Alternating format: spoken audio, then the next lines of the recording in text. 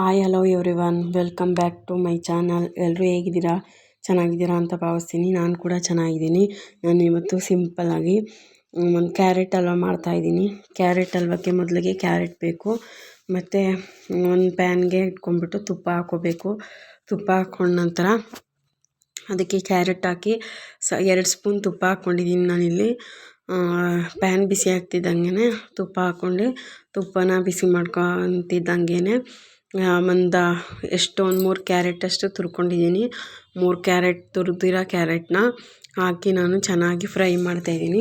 Fry ಆಗಿ ಅದು ಒಂಥರ ಇದೆಲ್ಲ ಹಸಿ ವಾಸನೆ ಎಲ್ಲ ಹೋಗಬೇಕು, ಅಷ್ಟರೊಳಗೆ ಚೆನ್ನಾಗಿ ಫ್ರೈ ಮಾಡಬೇಕು. ಫ್ರೈ ಆದ ನಂತರ ಅದಕ್ಕೆ ನಾನು ಒಂದು 1/2 ಕಪ್ಪು ಸಕ್ಕರೆ ಹಾಕ್ಕೊತಾಯಿದ್ದೀನಿ.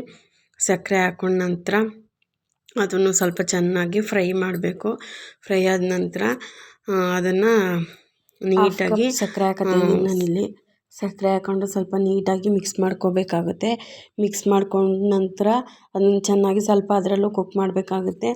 ಸೊ ತುಪ್ಪ ಹಾಕ್ಕೊಂಡು ಮೊದಲಿಗೆ ಹುರ್ಕೋಬೇಕು, ನಂತರ ಸಕ್ಕರೆ ಹಾಕ್ಕೊಂಡು ಅದರಲ್ಲೂ ಸ್ವಲ್ಪ ಟೈಮ್ ಕುಕ್ ಮಾಡ್ಕೋಬೇಕು. ಆ ತುರಿದಿರೋ ತುರಿ ಎಲ್ಲ ಬಾಯಿಗಿಟ್ಟರೆ ಆಹಾ ಹಂಗೆ ಕರ್ಗೋಗ್ತಿರ್ಬೇಕು. ಆ ಥರ ನೀಟಾಗಿ ಕುಕ್ ಆಗಬೇಕು. ಸ್ವಲ್ಪ ಸಕ್ಕರೆಲ್ಲೇ ಕುಕ್ ಆದರೆ ಚೆನ್ನಾಗಿ ಫೈನಾಗಿರುತ್ತೆ.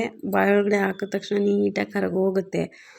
ಸೊ ಲಾಸ್ಟಲ್ಲಿ 1 ಕಪ್ ಹಾಲು ಹಾಕ್ಕೊಂಡು ಅದರಲ್ಲೂ ಚೆನ್ನಾಗಿ ಕುಕ್ ಮಾಡ್ಕೋಬೇಕಾಗತ್ತೆ. ಇವಾಗ ನಾನು ಹಾಲು ಹಾಕ್ಕೊತಾ ಇದ್ದೀನಿ. 1 ಕಪ್ ಹಾಲು ಹಾಕಿ ನೀಟಾಗಿ ಕುಕ್ ಮಾಡಿದ್ರೆ ರೆಡಿ ಟು ಹೀಟ್ ಆ್ಯಂಡ್ ಸೂಪರಾಗಿರುತ್ತೆ. ಟೇಸ್ಟ್ ಮಾತ್ರ ಸೂಪರು. ಅದ್ರ ಮೇಲೆ ಸ್ವಲ್ಪ ದ್ರಾಕ್ಷಿ ಗೋಡಂಬಿ ಪಿಸ್ತಾ ಎಲ್ಲ ಹಾಕಿ ತಿಂದರೆ ಸಖತ್ತಾಗಿರುತ್ತೆ. Taste super.